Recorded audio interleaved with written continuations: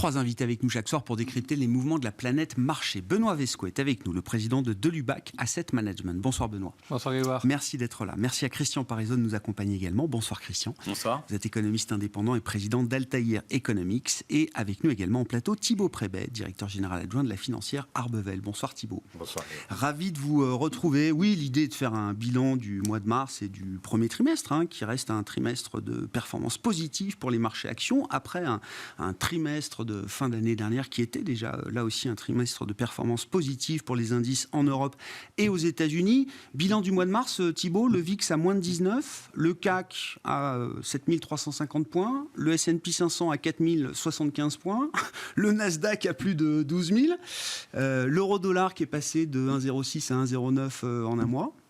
Ça ressemble pas tellement à un mois de crise bancaire. Oui, à part le niveau du Nasdaq qui est quand même pas franchement proche de ses plus hauts. On a un ensemble d'expressions assez fleuries sur les places de bourse. Une seule qu'on utilise parfois, c'est de dire arracher la clôture. Quand on a une journée qui est toujours un peu pourrie et puis qui d'un coup in extremis se redresse. Là, ce mois de mars, c'est un peu ça. C'est-à-dire qu'on a quand même vécu un mois extrêmement pénible avec un certain nombre de crises d'ampleur parfois systémique et très préoccupante. Tout ça pour finir avec la plupart des marchés qui sont en hausse, avec des dichotomies quand même très fortes, on pourra en reparler, en particulier aux États-Unis, avec un Nasdaq qui a très fortement progressé, pendant que le Russell, indice des mid-cap, qui comprend entre autres certaines des pépites banques régionales, finit en forte baisse. Donc une forte dichotomie, mais effectivement un point final pour lequel on aurait tous globalement pas mal signé en milieu de mois, quand on était plus parti pour effacer les performances de l'année que pour se rapprocher parfois de niveaux proches des plus hauts atteints cette année. Et également quelques éléments moins visibles, mais par exemple les small caps qui font quand même un mois assez catastrophique. Ce qui est assez classique dans les périodes un peu de stress et de flux négatifs, ça revient toujours un peu plus tard. Donc un mois très agité, dont on est content qu'il se finisse, et où la fin de mois aura un peu sauvé un déroulé relativement pénible. Vous êtes content que le mois de mars se finisse parce que vous avez l'anticipation que le mois d'avril sera plus tranquille, c'est ça, Thibaut Non, mais il faut se mettre à la place d'investisseurs qui, après quelques années excellentes, sont fait lessiver en 2022. Quand on leur dit janvier, ça monte, février, ça monte encore un peu. Si mars, on a tout rendu, c'est pas terrible. Si mars, on a encore monté, c'est autre chose. Donc, il s'agit plus d'empathie envers les investisseurs que d'un avis très personnel. Après, c'est vrai que le marché qui baisse tous les mois, ça peut engendrer une certaine lassitude. Donc, quand ça remonte un peu plus tous les mois, on n'est pas mécontent. Il y a de la compassion dans Smart Bourse pour le métier des investisseurs et des gérants, aucun doute là-dessus. Mais vous dites, c'est intéressant parce qu'effectivement, je donne quelques grands indicateurs, mais dès qu'on va un peu sous cette surface, on retrouve bien les mouvements et le stress qu'on a pu voir au mois de mars. C'est un marché qui s'est beaucoup resserré, qui est beaucoup plus défensif que ce qu'on a connu il y a 3 ou 4 semaines encore. Je notais par exemple que le S&P 500, la perf du S&P 500 depuis le début de l'année, est liée à un groupe de moins de 10 valeurs qui sont à nouveau les grandes valeurs technologiques américaines. Ouais, mais ça veut dire quoi défensif ? Vous parlez de valeurs qu'on fait en moyenne moins 40 l'année dernière. C'est des valeurs défensives ? Ça veut rien dire. L'année dernière nous a appris que le défensif, c'était peut-être Total ou Thales, ce qui n'était pas forcément complètement évident avant, que certaines valeurs qui étaient vues comme défensives n'étaient pas du tout. Il y a 2 ans, on vous aurait dit que les valeurs défensives, c'était Sartorius Tedim dont on parlait. Pour l'année dernière, ça n'a pas fait une preuve de défensivité colossale. Le point est juste de dire, voilà, on en a l'impression que les banques centrales ont dit, les périodes de hausse de taux, l'inflation commence à baisser à des rythmes divers. Les difficultés bancaires vont être de nature à limiter la vitesse de circulation de la monnaie et donc l'inflation. Donc on a peut-être quand même fait une grosse partie du chemin, si ce n'est pas tout. Et donc forcément, tous les taux ont commencé à rebaisser assez nettement. Et on sait que les secteurs les plus touchés l'année dernière, dont les valeurs technologiques, ont réagi positivement, pendant que les secteurs moins, on va dire, sanctionnés l'année dernière, ou les secteurs qui étaient le cœur de l'actualité, comme les banques, ont souffert. Donc je pense qu'on est plus vraiment dans le défensif, peut-être un peu dans la logique de taux, et puis dans une espèce de rotation vers des choses qui sont un peu plus visibles, qui étaient souvent ce qui était cher. Donc voilà, il y a une cohérence. Après, est-ce que c'est défensif ou pas ? Je pense que c'est une notion qui a valdingué l'année dernière, et qui nécessitera aujourd'hui d'être redéfinie. Voilà. La question étant de savoir effectivement ce retour des grandes valeurs, est-ce que c'est une position d'attente dans une période de transition un peu troublée, ou est-ce que ce sont le retour de vraies convictions sur ces valeurs-là aujourd'hui ? Christian, sur le stress bancaire apparu à partir du 8-9 mars autour de SVB, où en est-on aujourd'hui ? Donc on met le nez chaque semaine désormais dans l'évolution du bilan total de la Réserve fédérale américaine. Sur la semaine du 9 ou du 8 au 15, on a vu une très forte progression, un reflet de la liquidité que les banques venaient chercher en urgence auprès de la Fed et des programmes qui étaient ouverts pour cela. On a vu une progression à nouveau la semaine suivante du bilan bilan de la Fed, mais dans une moindre mesure. Sur la 3e semaine, écoulée du 22 au 29 mars, on a vu une stabilisation du bilan de la Fed et même, je crois, au global, une légère décrue de 28 milliards. Beaucoup de liquidités. Alors, il y a toujours une demande de liquidité. Effectivement, on n'a pas effacé cette demande de liquidité qu'on observe depuis la mi-mars. Est-ce que le fait, quand même, qu'on ne demande pas plus de liquidité encore, est-ce que c'est le signe d'un début d'apaisement, d'un stress bancaire qui a fait couler beaucoup d'encre et beaucoup fait parler ? Il y aura des traces de cette crise bancaire. Je dirais que la première trace, c'est d'une part, c'est de se dire que les banquiers centraux aujourd'hui ne peuvent plus aller aussi vite dans la remontée des taux parce que c'est pas tenable pour les banques. Donc il y a une sorte aujourd'hui d'image sur les marchés qui est de dire si on y va à coup de 50 points de base, de 75 points de base, c'est pas tenable, c'est trop et ça va créer de l'instabilité. Donc ça bloque en partie l'action des banquiers centraux, même si je pense qu'ils voulaient plus monter de manière importante. Mais en tout cas, ça c'est un premier coup. On a dans la tête aujourd'hui qu'il y a un risque financier, même si aujourd'hui on n'est pas dans le risque total. Après, deuxième chose, je trouve que, alors ça on n'en parle pas assez, c'est que derrière SVB, c'est un vrai problème sur le secteur techno. Mais ça, on n'en parle pas beaucoup encore. On en parle. Derrière le problème de SVB, c'était une baisse de ses dépôts, et derrière, c'était quand même que des petites valeurs du secteur techno avaient des problèmes de trésorerie, ne levaient plus de fonds et avaient besoin, finalement, ont pioché dans leurs dépôts. Donc c'est qu'il se passe quand même quelque chose aux États-Unis, et c'est un peu étonnant cette performance du Nasdaq, mais c'est vrai que sur les grosses technos, et on n'a pas été sur les petites valeurs, mais ça montre bien que quand même il se passe des choses de manière assez inquiétante, en tout cas pour ce secteur. Et puis globalement, on voit qu'il y a quand même des facteurs de risque. Et puis troisième enseignement, c'est que derrière, ça relance tout le débat de la régulation, qu'on va avoir des banques qui vont être largement sous pression. Et là, je me mets à la place, vous êtes une petite banque américaine, vous avez mis un gros pied sur le frein, parce que faut que on finit le trimestre, il va falloir présenter des comptes avec des ratios de liquidité monstrueux, parce qu'il va falloir dire, il n'y a aucun risque, messieurs, mesdames, regardez, j'ai mon super ratio, mais j'ai arrêté de faire des crédits, j'ai arrêté de faire des prêts, parce que pour l'instant, priorité à mes ratios de solvabilité, priorité à mes ratios de liquidité. Et puis en plus, quand on a Biden qui dit, attention, je vais vous faire descendre la Fed, qui va nettoyer tout ça et qui va regarder de vos bilans, eh ben, vous êtes comme ça et vous faites prudence. Le problème, c'est que derrière, vous financez plus l'économie. Alors, vous allez me dire, c'est 38% des prêts, les petites et moyennes banques américaines. Je retire les 25 plus grandes. Donc, si on prend ces banques-là, c'est 38% des prêts. Sauf que c'est 67% des prêts au secteur immobilier et commercial. Et donc, on peut avoir un vrai impact économique derrière tout ça. Donc, prudence quand même. On semble que le marché a retenu qu'une chose. Ils se sont dit, super, la Fed va plus monter ses taux. On va même peut-être les baisser très rapidement, donc ça c'est génial. Donc s'il les baisse, c'est qu'il se passe quelque chose quand même sur l'économie. Bon, c'est génial. Et on n'est pas encore sur les anticipations de récession aux États-Unis, mais on peut se dire que quand même il se passe quelque chose qui va laisser des traces. On y reviendra, mais sur la question du durcissement des conditions de crédit bancaire et peut-être de la distribution même de crédit bancaire qui est en jeu aujourd'hui, est-ce qu'on peut imaginer quand même que de grandes banques majeures puissent prendre la relève de banques petites et moyennes qui seraient, occupées par d'autres affaires et certainement pas avec l'appétit de distribuer beaucoup de crédits dans les prochains mois? Est-ce que ça peut compenser quand même une partie du défaut, du manque de distribution de crédit qu'on pourrait observer venant des banques petites et moyennes? Moi, je pense qu'elles vont être très prudentes parce que lorsqu'on voit la liquidité qui a été demandée auprès de la Fed, ça a été demandé par toutes les banques. C'est pas les petites banques qui ont fait 500 milliards de demandes de liquidité, c'est que c'est venu aussi des grandes banques et que les grandes banques avaient quand même peur. Alors pourquoi elles ont peur? Parce qu'elles ont eu un environnement exceptionnel. C'est-à-dire que faut voir, c'est que quand les ménages américains ont touché les chèques Biden, ils l'ont reçu sur leur compte courant et ils l'ont laissé sur leur compte courant. Et donc toutes les banques américaines ont profité d'une très forte hausse, d'une très forte croissance des dépôts, et pas que les petites, les grandes aussi.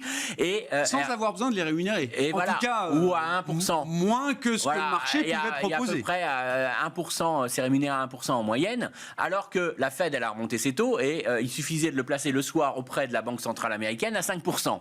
Un beau business, c'est quand même un business exceptionnel. Sauf que là, ce qu'on voit, c'est qu'il y a quand même un impact de cette crise, que les ménages américains ont pris conscience qu'ils avaient beaucoup de liquidités sur leur compte courant, que derrière, si le placer en SICAV monétaire, ça rapportait beaucoup plus et que c'était moins risqué, c'était beaucoup moins risqué, il n'y a plus ce problème-là. Et là, on voit qu'il y a quand même un afflux très important sur les fonds monétaires.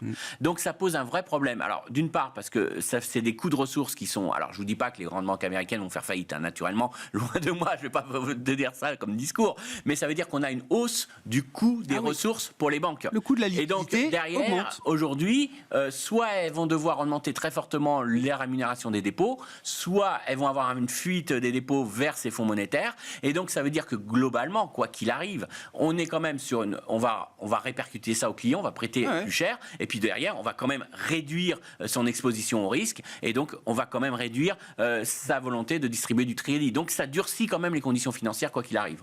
Benoît, qu'est-ce qui vous rassure à ce stade dans ce stress bancaire apparu mi-mars? Est-ce qu'il y a des éléments qui permettent de se rassurer aujourd'hui? Voilà, je crois que tout le monde a écarté le scénario 2008, Lehman, etc. Quels sont les points d'attention, voire de vigilance qui restent de mise aujourd'hui? Et au-delà du seul secteur bancaire, on pense à d'autres nœuds dans le système financier. Et où est-ce que la vigilance porte spécifiquement, j'allais dire, partant de ce qu'on a vécu au mois de mars?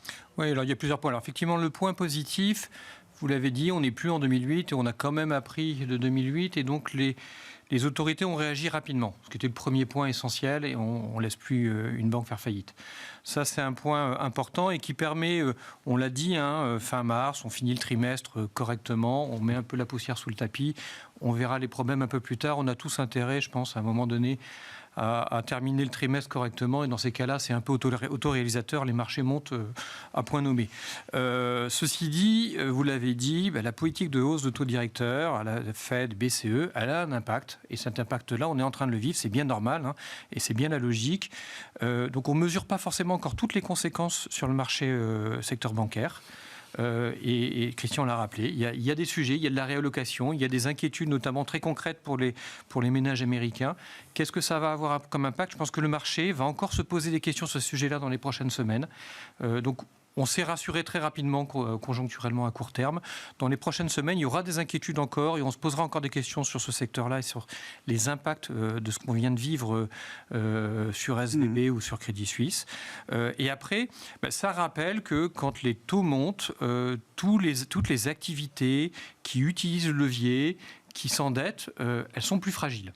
Donc le secteur bancaire, bien sûr, on pense au secteur immobilier évidemment, mais on peut avoir des sujets moins clairs dans le monde du non-coté, du private equity. Est-ce qu'il y a eu des leviers? Est-ce que des acteurs ont été plus offensifs que d'autres? On ne le sait pas encore, ça peut arriver plus tard. On avait vécu au Royaume-Uni l'épisode rapide des fonds de pension. Est-ce que ça reviendra ou pas? Donc ça, on va avoir dans les prochaines semaines, à mon sens, des sujets d'inquiétude momentanés, réels ou pas réels, et où le marché va se poser des questions. Et donc ça amènera de la volatilité à court terme sur les marchés actions, ça temporisera sur les taux, évidemment en parallèle. Donc ça, c'est ce qu'on va vivre à court terme et qu'il faut passer. Après, si on se projette un peu plus moyen terme, à quelques mois, quelque part, Christian l'a rappelé, le secteur bancaire va faire une partie du travail de la Fed ou de la BCE. Donc probablement que ça rapproche un peu ce fameux pivot des banques centrales que le marché attend. On a attendu le pivot de l'inflation, on est en train de le voir, alors pas encore sur l'inflation cœur, mais on est en train de le voir. À quel moment on va avoir le pivot des taux directeurs? On s'en rapproche. Ça ne veut pas dire qu'on arrête le biais restrictif, mais on s'en rapproche. Et ça aussi, à un moment donné, ça permettra au marché action de se projeter vers une autre histoire de relance de l'économie. Et ça, c'est ce qu'il faut regarder, parce que c'est ce moment-là où il va falloir probablement changer les portefeuilles dans un moment de stress ou dans des moments de stress. Il faudra aussi à un moment être capable de se projeter sur cette séquence suivante. Mais c'est les prochains mois, ça. Oui, j'entends. Thibault, encore quelques réflexions peut-être sur les conséquences de ce qu'on a pu observer sur quelques maillons spécifiques, faibles du système bancaire américain et européen.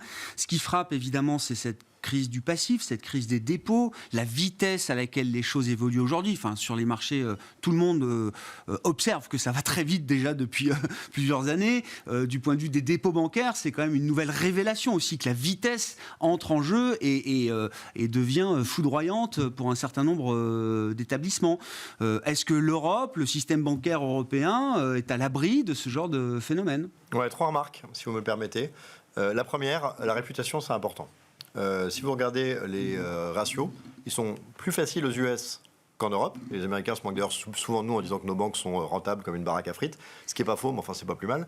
Et ils sont encore beaucoup plus durs en Suisse. Ce qui fait que les ratios de Crédit Suisse étaient beaucoup plus solides que toutes les autres banques. Mais vous vous souvenez tous, Mary Poppins, bon, si tout le monde se dit qu'il faut aller récupérer son cash, vous pouvez avoir la valeur d'actifs que vous voulez. On l'a fait déjà, ça. Vous êtes mort. Je l'ai eu, Mary Poppins. Dans les studios. Oui, cette semaine, le penny, le dernier penny. Elle est rentrée par la cheminée. Oui. Je sais plus qui c'était, mais j'ai eu Mary. Et le point est que la réputation, c'est important. On l'a vu, et Crédit Suisse, et ensuite, du coup, cette attaque un peu frelatée sur Deutsche Bank montre que... en fait, quand quelque chose est cramé, c'est cramé. On l'a vu aussi avec Dexia à l'époque. On en parlait tout le temps jusqu'au jour où, bon, au final, ça finit par péter. Donc ça, c'est une première remarque. La deuxième remarque, c'est que les banques sont structurellement quelque chose de fragile par leur mode de fonctionnement. Nos concitoyens, surtout ceux qui sont les moins bien conseillés par des personnes vaguement populistes, ne comprennent pas pourquoi on fait joujou avec les dépôts des gens. Il faut avoir en tête, faisons un calcul simple, si vous mettez pour chaque Français 120 000 euros d'immobilier, à peu près, ce qui est le patrimoine moyen, ça vous fait 100 000 milliards.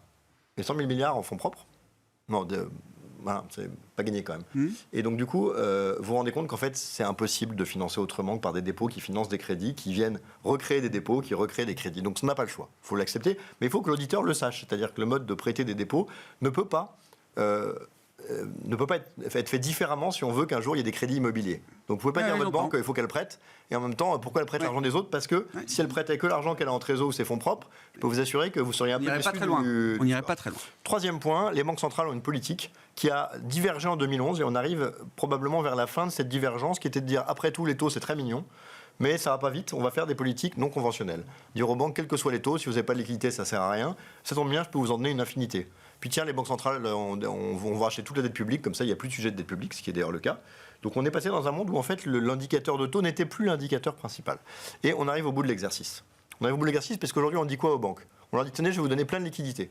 Puis dans le même temps, on met aux US les taux à 5, en Europe on va les mettre à 3,5, et à tous les gens qui avaient 5, 10, 20 000 dollars ou euros sur son compte en banque disent, je vais peut-être plutôt acheter une SICAV monétaire.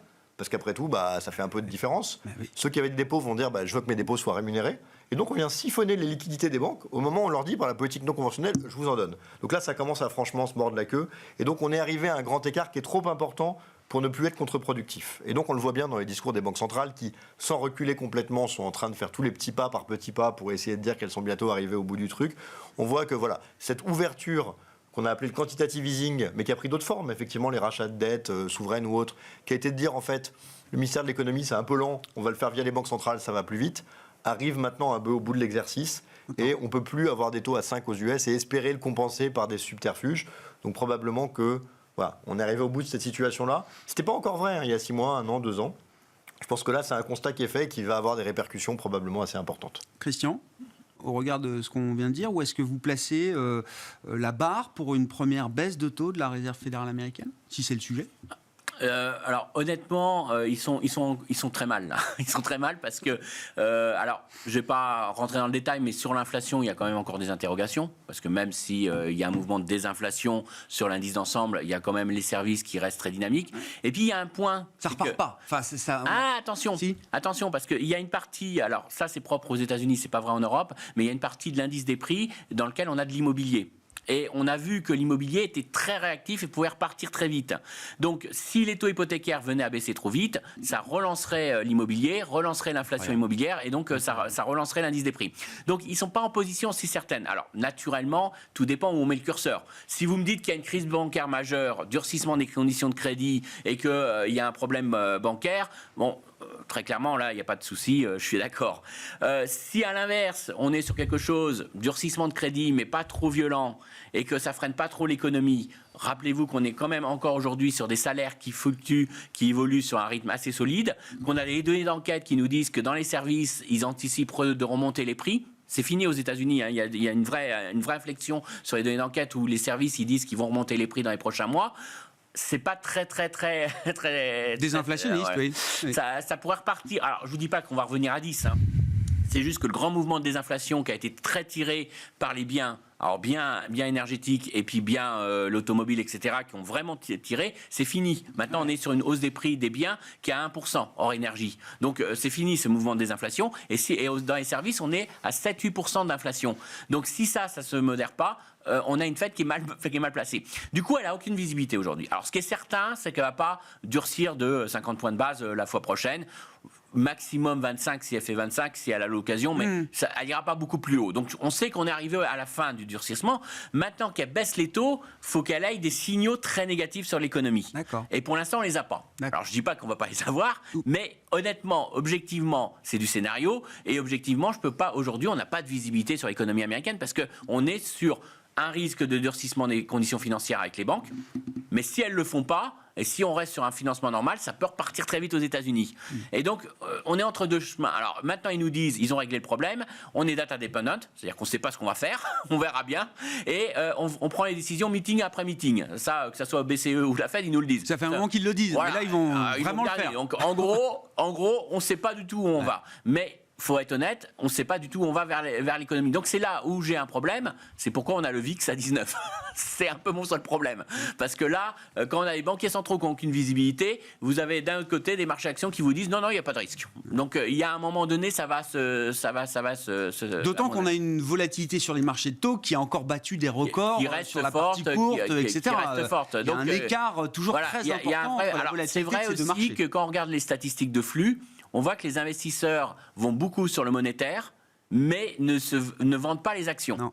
Ça, c'est quand même, ça montre que quand même, aujourd'hui, peut-être que le poids des actions, la part des actions, aujourd'hui, finalement, les investisseurs n'ont pas de défiance à tel point qu'ils ont envie de vendre des actions. Donc ça peut expliquer la résilience du marché action, mais on est quand même assez étonné que face à toutes les incertitudes qu'on a aujourd'hui, qu'on n'ait pas plus de volatilité sur le marché action. Benoît, sur l'inflation, alors il y a la situation américaine, la situation européenne. Ce que je retrouve quand même de commun dans le discours de quelques banquiers centraux ces derniers temps, c'est le focus qui est mis sur les marges des entreprises et la reconstitution, voire l'expansion des marges des entreprises à des niveaux très élevés, historiquement très élevés, qui entretient et soutient cette inflation et ces hausses de prix, beaucoup plus que les salaires. C'était la grande crainte des banquiers centraux au démarrage du processus inflationniste. Le gouverneur de la Banque d'Angleterre, Andrew Bailey, il y a un an, à la BBC, demandait officiellement aux salariés britanniques de ne pas demander de trop grosses augmentations de salaire. Ce même Bailey, mais Schnabel à la BCE ou Powell à la Fed, constate et observe aujourd'hui ce phénomène d'inflation tiré par les marges. C'est à la fois un phénomène très positif pour l'investisseur action, mais on voit bien que ça pose un problème quand même dans le traitement de la question inflationniste. Oui, alors il y a 2 points dans vos remarques. C'est un, sur l'inflation, et Christian l'a rappelé, on a l'inflation cœur qui ne baisse pas vraiment encore, pas suffisamment, et ça va prendre du temps. Donc on va arriver à ce niveau pivot des taux Fed, des taux BCE, parce qu'à un moment donné, ils devront arrêter quand même, pour ne pas mettre en fragilité trop forte le secteur bancaire notamment, ils devront arrêter leurs taux, mais il y aura peu de baisse ou quasiment pas, parce qu'elles n'auront qu'une peur, c'est le retour de l'inflation.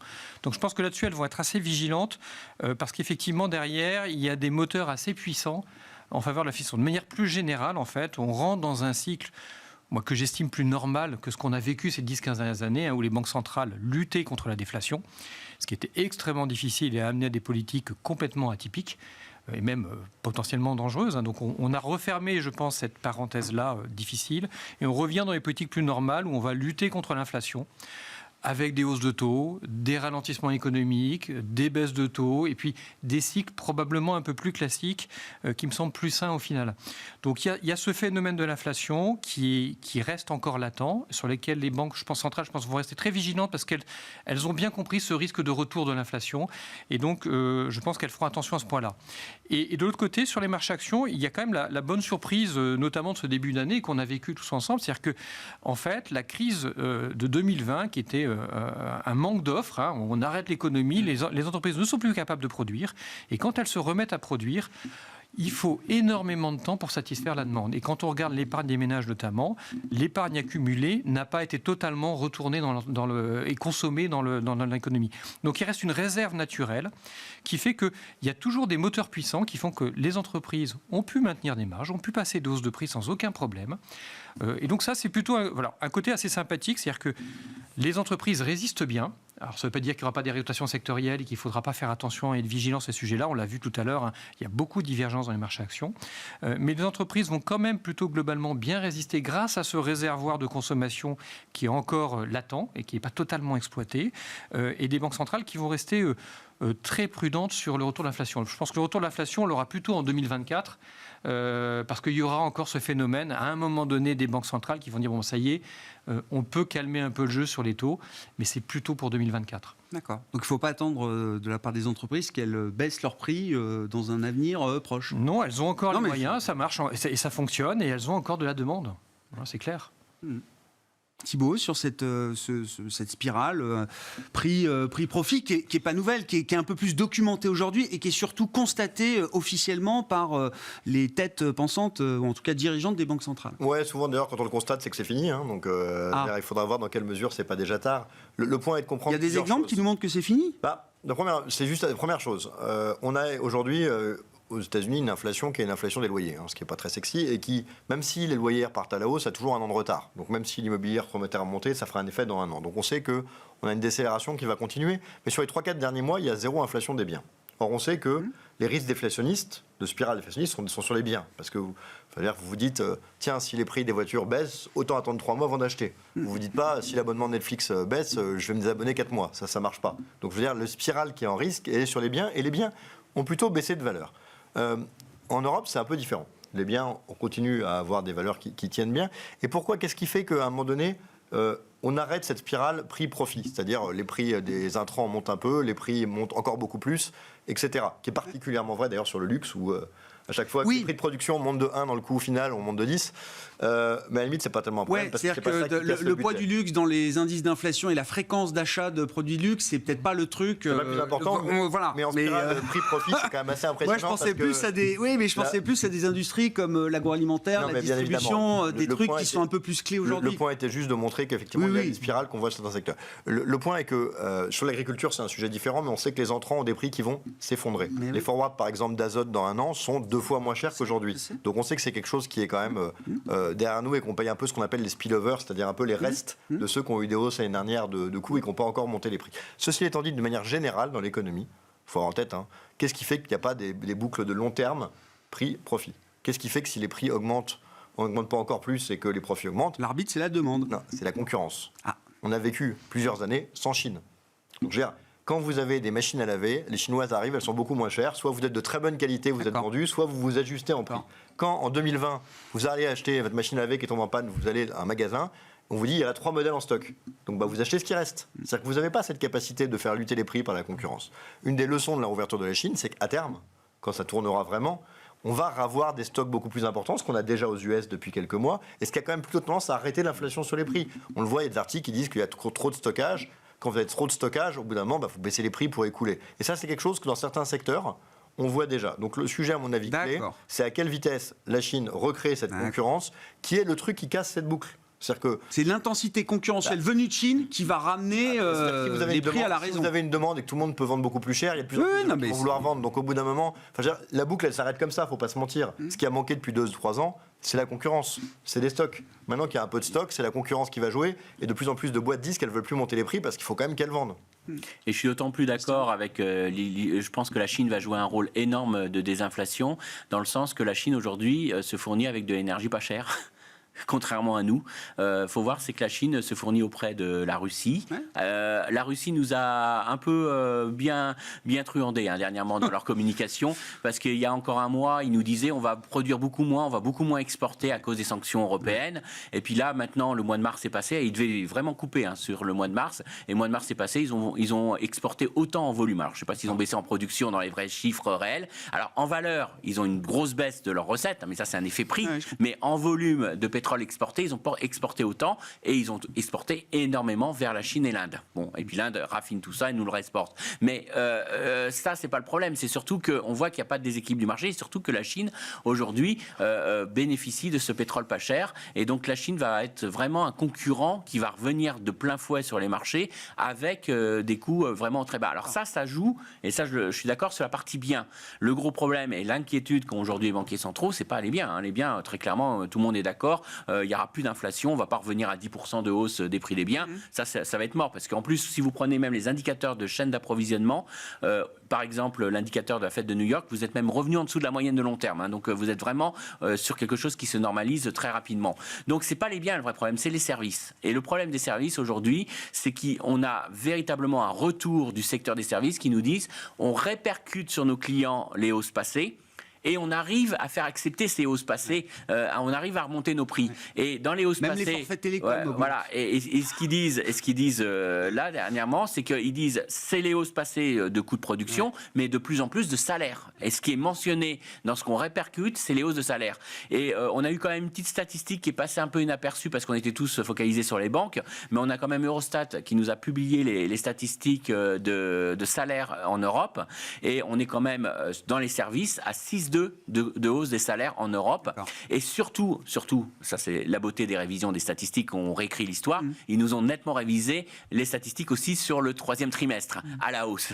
Donc du coup, j'avais un discours qui, il y a encore quelques mois, je vous disais, il n'y a pas vraiment beaucoup de tension salariale en Europe. Et là maintenant, on est au service en Europe, l'inflation est à 5, quoi. Voilà. Grosso modo. Et là, c'est en train de s'accélérer de manière très forte. Donc, donc il y a un vrai risque quand même. Alors, je pense que ça va surtout bloquer les banquiers centraux. Et d'ailleurs, il y a la BCE, les Allemands, du côté allemand, nous a dit que l'effet second tour salaire arrive sur l'inflation. Donc, on sait qu'ils ont un petit biais inflationniste et qu'ils regardent ça de très près, mais il va y avoir un vrai débat au sein de la BCE là-dessus, très clairement, sur cette inflation dans les services. Et donc, ça va vraiment bloquer la BCE. Et je pense que ça va être... encore une fois, ils vont être plus prudents dans la hausse des taux, ils tiennent compte de l'environnement, on est d'accord. Mais anticiper véritablement qu'ils desserrent les taux, ça va être compliqué. Après, le seul élément qui est positif quand même dans le mouvement de désinflation, c'est que ça va faire remonter les taux réels. Et donc leur politique monétaire va devenir de plus en plus récessionniste, de plus en plus restrictive. Donc attention, le seul problème qu'on a maintenant avec les marchés, c'est pourquoi vous n'anticipez pas une récession. Quelques mouvements, je sais pas, le monétaire, le retour sur des valeurs qu'on connaît parce que pendant 10 ans ils ont surperformé, c'est peut-être déjà des signes aussi que on préfère pour l'instant trouver un refuge. En tout cas, plus que d'être téméraire. Quand vous regardez les analyses d'actions et les projections de PS, c'est pas inscrit. Non, c'est pas inscrit aujourd'hui. Non. Logique d'investissement. Qu'est-ce qui a changé? Qu'est-ce qui est confirmé? Comment on se positionne? Alors, dans une phase un peu d'attente de ce que je comprenais, Benoît, la séquence devant nous est plutôt celle d'un retour peut-être à un moment du cycle et donc pour certaines parties du marché, retour à meilleure fortune également. Oui, alors, pour revenir très rapidement, la séquence, c'est quoi? C'est des taux directeurs qui vont rester à des niveaux élevés quoi qu'il se passe. Donc une séquence économique de ralentissement. Alors c'est probablement pas en récession parce qu'on estime quand même qu'il y a ce réservoir de demande qui reste forte et qui fait qu'on arrive quand même à tenir... Alors, ce niveau très proche de récession, mais pas sur une récession technique. Oui. Voilà. Donc, ralentissement économique. Et donc, quand même, à mon avis, un discours un peu plus accommodant des banques centrales et des marchés qui se projettent vers une nouvelle histoire de relance et qui permettra à ce moment-là de tourner les portefeuilles vers des sujets plus cycliques, plus pro-croissance, qu'on n'a pas encore dans nos portefeuilles. Et qu'il faudra, à un moment donné, avoir le courage d'avoir pour jouer la séquence suivante. Ce n'est pas encore maintenant, mais ça va arriver à un moment donné. Et parallèlement, on est toujours dans un environnement monétaire et obligataire qui est à notre sens très favorable. Pourquoi? Parce que on peut à nouveau, depuis 10 ans ce n'était pas le cas, avoir du monétaire dans les portefeuilles, ce qui est quand même très sympathique et très confortable, c'est pas de vol et du rendement, et on peut avoir des obligations de très bonne qualité gouvernementales, ce qu'on ne pouvait plus faire depuis 10-15 ans, avec des rendements très satisfaisants.